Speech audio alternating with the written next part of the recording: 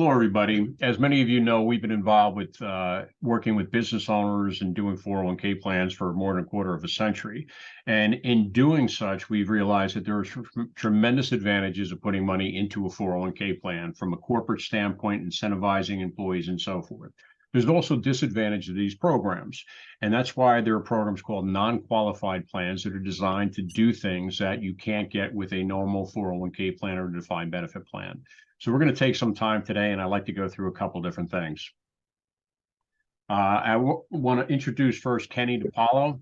Kenny is a non-qualified specialist who works a lot with Fortune 1000 companies on designing these executive compensation programs that we're going to be discussing today. And again, you know me, Jerry Lynch, certified financial planner. I've been doing this for quite a while as well, too. So today I want to go through a bunch of different topics. I want to go through, is the 401k meeting the needs of your core employees? And more importantly, the key people within your organization, the people who drive the success of the business. I want to take some time and go through the 401 on non-qualified benefits. How do they work? Who benefits? How do they fund? How would a business work with these types of programs? And then finally, I just want to take some time and say, does this type of program seem like it might be of interest to you and your company? And if it is, we should spend some more time talking about it. So again, if I'm looking at a 401k plan, and we've been doing these for quite some time, my most common answer to a business owner when they ask me a question on what you can do in a 401k plan is that it depends or no. So can all your executives max out the plan? It depends on you pass the testing. Can I have one person in the plan get more money than everybody else? It depends on whether or not it fits certain testing. So a lot of times there are limitations specifically towards the highly compensated employees that limits the ability for these plans to work as well for your top employees as it does for your regular key employees. So if we take a look at what are some of the limitations on these plans, number one is there's very limited flexibility for awarding select employees. And if I look at an organization, there are a few key people that are the reason why that company is as successful as it is today. Number two, there are a lot of limitations that the IRS puts on these plans. So for example, this year, if you're over age 50, the IRS limitation on deferring income into a 401k plan is $30,000. If I have an executive making $500,000, their ability to defer income is very limited. And there's a lot of rules and regulations, again, right now for this year going forward, any catch-up contributions are going to have to be done for these key employees on a Roth type basis. So they're not getting the benefit of a tax deduction for people that are in very high tax brackets. There are mandatory distributions at 72.5. And again, you're limited in terms of your ability to align the long-term needs of the businesses with what the executives needs to be successful in their own personal life. So, and here's an example of what we're talking about. So if I'm looking at an organization, there are several levels of compensation, and what level of income can you defer? So in the first person we have, this is for somebody over age 50. So the maximum IRS limitations for this year is $22,500 as a core contribution. And if you're over age 50, you could do another $7,500. So the maximum amount of income an employee can defer this year is $30,000. If I'm at $100,000, I could defer 30% of my income, giving me that 30. If I'm at $200,000, I could only defer 15% of my income. If I'm at $300,000, I could only defer 10% of my income before I hit these limits. And as my income increases, there are caps on how much money is considered covered compensation. And again, I'm limited to those amounts. So the higher my income, the less I could actually defer. And what that does is it creates a gap for the executives in the organization. So again, if I'm at $150,000 of income, I could replace a lot of my income simply because I could defer a substantially higher percentage of income than somebody who has an income of $500,000 or above. And the higher your income, the less that you can replace. And it means that it creates a retirement savings gap that gets more and more substantial as the income increases. So what that means is that, again, we have a couple ways that we could pay people, and we could pay somebody with cash.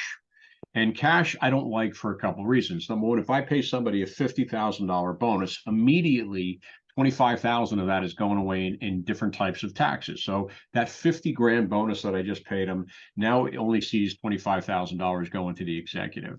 The second thing is once that $25,000 is received by that executive and they put it into their bank account, it is now their money.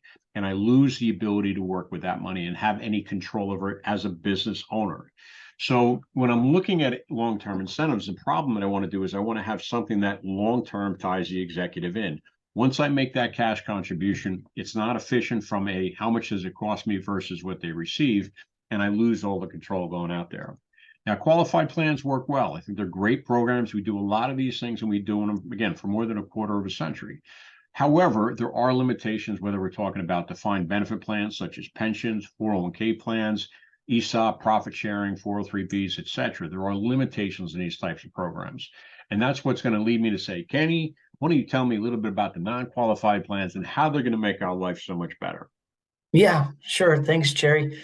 So I think we're just going to be reviewing three items today: deferred compensation, long-term incentive plans, and supplemental retirement plans, which is an acronym of SERP. So these plans are designed to attract, retain, and incentivize your top talent at your every organization. So how is your organization positioned to attract and retain and engage the top talent for your business long term, not just short term, but long term? You want this group or a certain specific individual to be a part of the vision and a mission critical employee long term. There's only so many benefits that are given in today's market that actually can reward and retain true talent.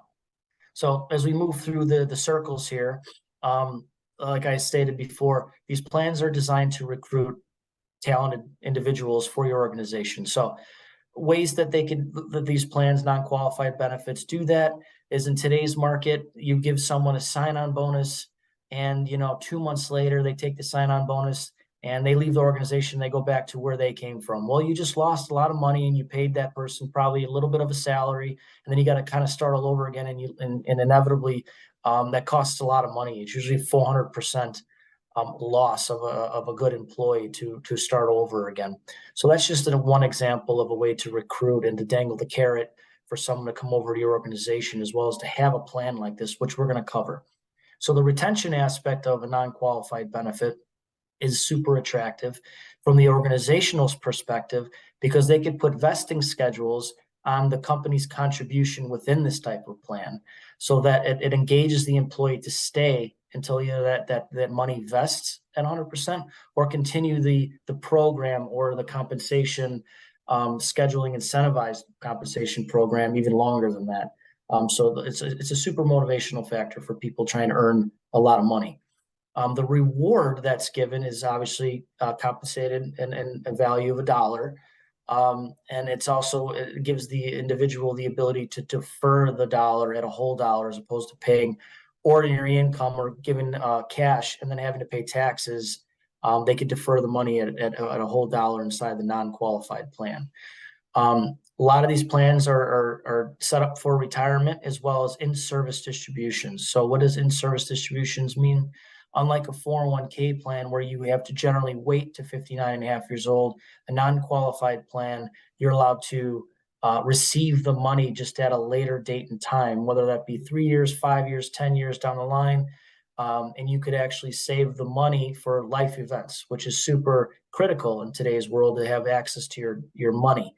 Life events, second car, second home, large vacation, kids' college. So I think that it makes it quite unique to have this type of plan set up, like a 401k, deferring income, as well as having access to your money. So Kenny, quick question I would have for you. If I'm understanding this correctly, I could create some of these plans where if somebody's main priority is that when I retire, let's just assume I have several people. I have 3 people that we're talking about here.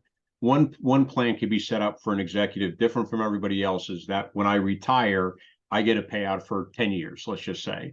I could have somebody who's a young family and their primary concern is funding college. And we could create a program when their kids are old enough that they have money set aside for college. And then I could have somebody in the middle where we're setting aside money on a systematic basis so that at some point in the future, they could get a lump sum or they could do whatever it is they want to do. So each of these plans can be custom to the executive and what the company is willing to do to retain and keep that person for a very long period of time. That's correct, Jerry. So you typically, the individual choose what they want their money and how they want their money to be deferred, whether it's for retirement, a little bit for retirement, and for certain life events in the future. And generally speaking, people would seek your advice, Jerry, as a financial planner, to help them decide what they're deferring for, how much money they need to save for specific life events, or if they haven't saved enough for retirement yet. But that's an individual's choice and a family's choice to decide how do they want to save their money. The corporation doesn't interact at that level. They just set the plan up to allow employees to do that. When it comes to company contributions, the company decides when and how that individual will be receiving the money that the company's contributed based on vesting schedules or just time horizons. Perfect. Beautiful. Thanks.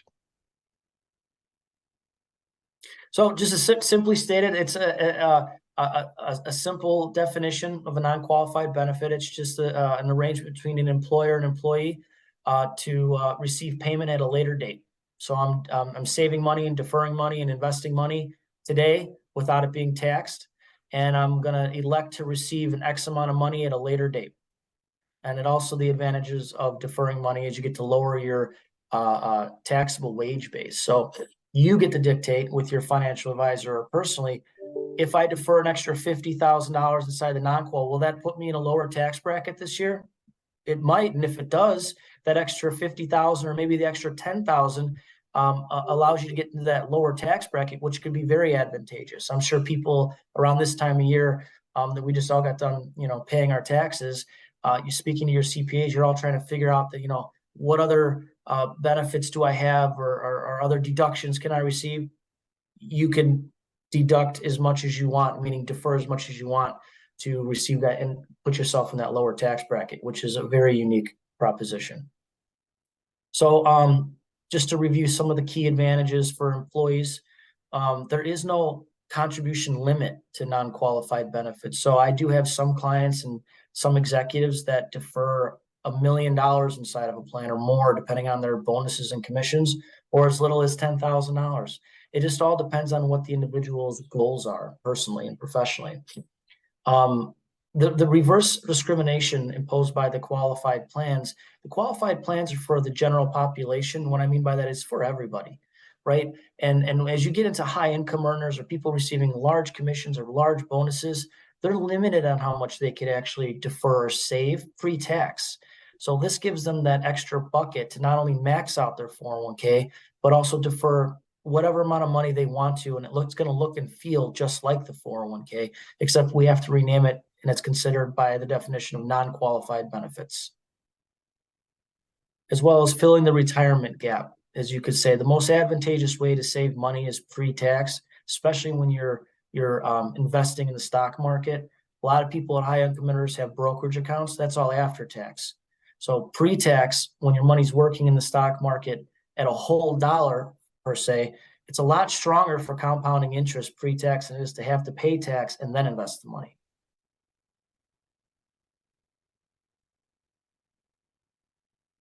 So there are some rules that we have to live by. The IRS gives us. So generally speaking, every organization has to follow just a couple pretty strict rules here. So highly compensated employees, someone considered making $150,000 or more within an organization, and we're allowed to work with either 10 to 15% of the top population. What does the top population generally mean? It can be designated by title or just income. For the most part, we go by title or income to designate that, and then we stay in the threshold of around 10 or 15% of the total population. So if you got 100 employees, we're allowed to put in 15 employees. If you got 1,000 employees, we could do up to 150 of your very best, and that's hand selected. So it's not just 15% of the top population. I do have clients that have 1,000 employees, and they only want 20 people on the plan. They don't want to give it out to the 150 employees that they're allowed to give it out to. They're just segmenting the top population depending on what they decide it to be. So this plan is discriminatory in nature. So long-term incentive plans are very unique. I work with some companies that design the long-term incentive plans just for their sales teams to motivate them and incentivize them to hit specific goals, so that they're given a large bonus at the end of 3 years to 7 years. We generally see incentive plans being vested less than 7 in today's market, because I feel that any more than 5 years, it's too hard for someone to wrap their head around but receiving that compensation or bonus, if you will. Incentive plans could be set up, here's a $500,000 bonus. If you hit these specific metrics or goals, you can achieve the $500,000 bonus. If you fall short of that, you're still receiving something, but you have to wait to receive it. So every year there's some amount that's given, but it's vests in 3, 4, 5, 6, 7 years, whatever is designated by the company. And then supplemental retirement plans are very popular. Supplemental retirement plans in terms of contribution benefits. So these benefits are given to generally an age population of, I would say, 45 years or greater, because the bonus or the actual benefit is going to be set up for people that are looking at retirement that's not too far out. I'd say 10 or 15 years at most. So a company would come in, provide a supplemental retirement plan, and say to 5 individuals, usually it's the executive team, let's say, I want you to stay with the company for the remainder of your career. And by doing so, or if we hit these specific goals or metrics as a group or an individual, I'm going to put in 15 or 20% of whatever your salary was that year. I'm going to contribute as a corporation into this plan, and it'll be accessible to you at termination or at retirement over the next 5 to 10 years. So it's kind of like looks and feels like a pension, but for people entering retirement, that could be really positive to have a stream of income coming in from staying with a company for the last 10 or 15 years. So what are your deferral options? As I stated, salary, bonus, and your long-term incentive plans and commissions can all be deferred, and it's up to the individual to decide what percent of their salary, what percent of their bonus or commissions they'd like to defer that year. And it's different for everybody based on their personal needs. One person might say, I want to defer 5% of my salary. Another individual might say more. Bonuses could be 100%. If you have dual household income, I have families that they take their entire salary, for instance, and defer 100% of it, or all their bonuses and defer 100% of it every year, because their lifestyle just doesn't call for the additional money. They'd rather defer it, invest it at a whole dollar, and receive it at a later date. So we're just given some compensation limits. Usually 80 to 100% is where we fall into by plan design, what corporations will allow people to defer, but generally it's less than that depending on someone's specific situation. Deferral timings, we make these elections. Usually it's November, December every year. The individuals or participants, if you will make their election of the percent of what they want to defer. It could be 1% salary, 75% bonus, and 100% of other commissions can be deferred and invested and received at a later date. Your investment options, we generally, just to keep things simple, we mirror the 401k investment options, and that's when Jerry and I, we work well together when selecting these funds or funds of funds, if you will. And we generally just mirror the 401k because it's easier for the participant's experience, and it's all about the participant's experience, especially online experience as well as investment options. We got to keep it simple because that can get complicated. Company contributions.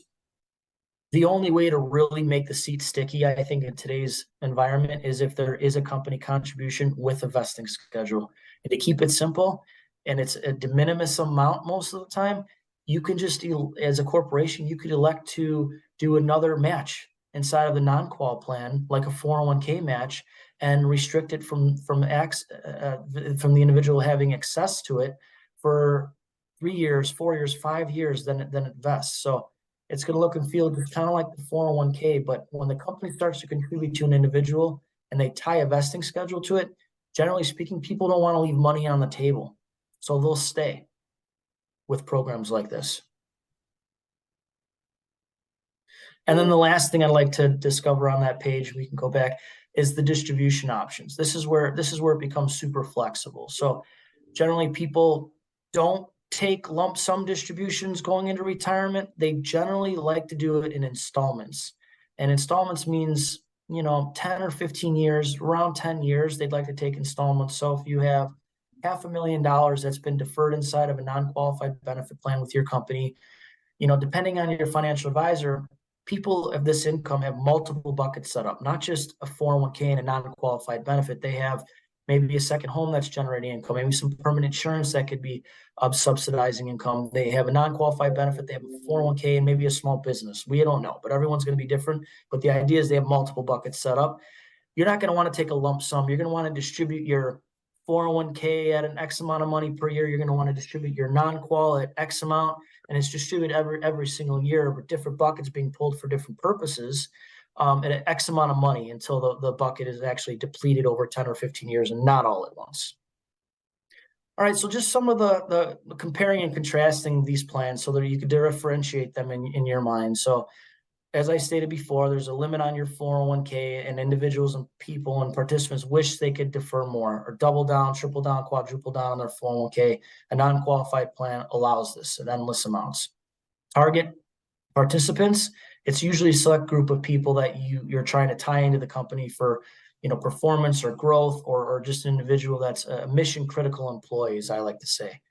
So when it comes to the contributions, deductions are currently made for an organization from the 401k. So that's advantageous to have a deduction immediately for an organization, so for obvious reasons of taxation. Whereas in a non-qualified benefit, it's a delayed deduction. So what that means is, as the money gets deferred, they don't get to use it as a deduction that year until the money is actually taken out of the plan by the individual. So at the time of distribution of the money to the participant is when the deduction for the corporation can take place. The effect on the contributions is always tax deferred on both sides of the table for the 401k and the non-qual. It's always tax deferred growth, as well as at the time of deferring. At the time of distribution, it's ordinary income. I think we're all kind of used to that at this point for that perspective. And there's no requirements of age on the distribution. So there's no minimal distribution requirements like there is in the 401k. Non-qual does not have that requirement. And both plans are set up in a trust to protect the participant from, change of control and change of heart, or if there's a sale of the company, that the money is actually safe.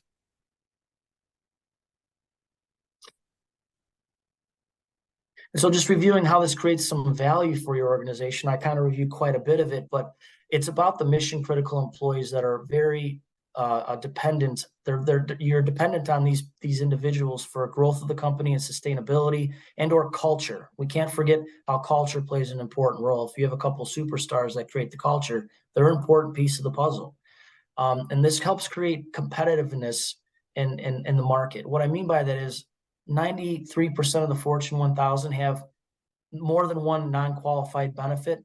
In today's market, the smaller organizations are having to compete with the larger organizations, or you as an individual in your certain sector of the market may only offer this benefit and none of your competitors down the street do. That could be a huge incentive to be recruiting some really top talented people to offer this type of benefit to come over and work for you. And it's easier to maintain, and it's easier to on the compliance side than ERISA is. We live by the law of 409A. And just reviewing, if your company, or if you're thinking about this type of benefit or want to review it with me, probably thinking, are we a good candidate? And that's just all by scheduling some time with me and just having a conversation like we are now, and just seeing if this makes sense for your organization in terms of, the population, the amount of people that are making good money, and if it makes sense from, a growth standpoint. You got to be a healthy company. We don't want to start a plan and have it not do anything for you, because in a couple of years, if it's not doing anything, you're going to be unhappy with the benefit, as well as if you're subject to, bankruptcy. A lot of these accounts are subject to creditors, although it isn't a trust and protected. You'd have to wait till it goes through the bankruptcy law for the money to get released. It's just not something you'd want to be subject to. And for most people, if you're looking on the census as a, chief human resource officer, if you've got a lot of people that are maxing out their 401k, setting up this type of benefit and allowing your employees just to defer more money inevitably is a positive thing. It's not a bad thing to let your employees save money and especially have access to their money prior to 59 and a half years old, like a 401k. The ability for people to have access to their money in today's environment for financial wellness and just life events is super important. So generally, we like to work with at least 10 highly compensated people. That's $150,000 or more within an organization. 10 people or more would make it easier for Jerry and I to find a third-party administrator to record keep the plan as well as financing the plan. Anything less than that, it could get a little tougher. In the discriminatory testing issues, if you're failing discriminatory testing issues, non-qualified benefit is an easy solution to put in and install for your company. It's a lot less expensive than a safe harbor plan, if you ask me. And it allows a lot more flexibility. When I say flexibility, you have a bucket set up, but then we could grow this thing out and have different type of tentacles or different types of benefits, if you will. It's generally the plan would be called a wraparound plan. So as the failed discriminatory testing, refunds would not be given to the participant. It would then just be deferred inside the non-qual plan. It would look and speak just like the 401k. So thanks, Kenny. I think that in any organization, there's a couple of very critical people for the success of the business, and creating long-term incentive programs is something that really aligns the executive with the needs of the organization.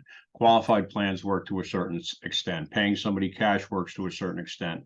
But I think when you're trying to create long-term programs, the benefits of some of these non-qualified plans are not available with any other type of program. In the right situation, I think these things make tremendous amount of sense. So I would just suggest that as you go through this and you sense, what, this seems kind of interesting, maybe I want to get a little bit more information, reach out, give us a call. We could set up a time that we could talk about this, get Kenny involved, and just have a good conversation. What it is you're trying to achieve, who are the critical people in your organization, and what we can do to create some long-term incentive programs. Kenny, again, thanks again. I really appreciate your time and effort. Again, he's a great resource, one of the OneDigital people that now we have access to, we didn't have access to before. This gives us resources that we never had before. But thanks again for your time. I really appreciate it. And I'll speak to everybody very shortly. Thanks. Have a wonderful day, Jerry. Thank you again.